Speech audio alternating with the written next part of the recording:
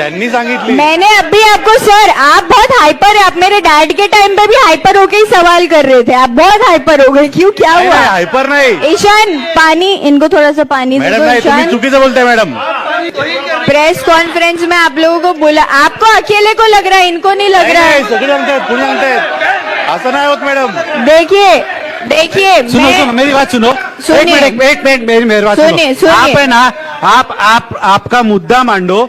आप जो जिस तरह से मीडिया को दोषी दे रहे हो, बता रहे हो ना, मैं इस दोषी मीडिया नहीं ने- ठहरा रही हूँ. मैंने सुनो. दोषी ठहराया ही अरे नहीं सुनो ना. सर, आप मेरी बात ही नहीं समझे. अगर आप बोल रहे हो कि मैं दोषी ठहरा रही हूँ तो आप मेरी बात ही नहीं समझे. सुनिए, बात सुनियो. सुनिए, आपको ये सुनिए, मीडिया मैं ने बता बड़ा रही हूँ, बनाया है ना. मैं बता रही हूँ, क्योंकि मैंने मीडिया ने कुछ बड़ा मीडिया बनाया. हाउसेस के खिलाफ कुछ केसेस ऐसा भी नहीं हो डाले हैं. सकता. एक मिनट, ऐसा मुझे नहीं हो मेरी सकता. बात पूरी आप स्पष्ट आपकी बात करनी है. रखो, बाकी मुझे वो मेरी मत बात बताओ. पूरी स्पष्ट तरीके से आपके सामने इसीलिए रखना जरूरी है. मैं 0 से शुरुआत इसीलिए करके 100 पे पहुंच रही हूँ क्योंकि मैंने किसी मीडिया हाउसिंग के खिलाफ कंप्लेंट डाली है, डेफेमेशन केस डाला है जावेद सिद्दीकी, फराज सिद्दीकी, सुफियान खान और लोकमत के खिलाफ, जिन्होंने मुझे डिफेम करने की कोशिश करी है. मीडिया में झूठे एलिगेशंस लगाए गए, हम पे फेक डॉक्यूमेंट्स के एलिगेशंस लगाए गए और हमको झूठ और झूठा साबित किया गया, जिसके वजह से हमको आपको ये बातें बताना जरूरी थी कि ये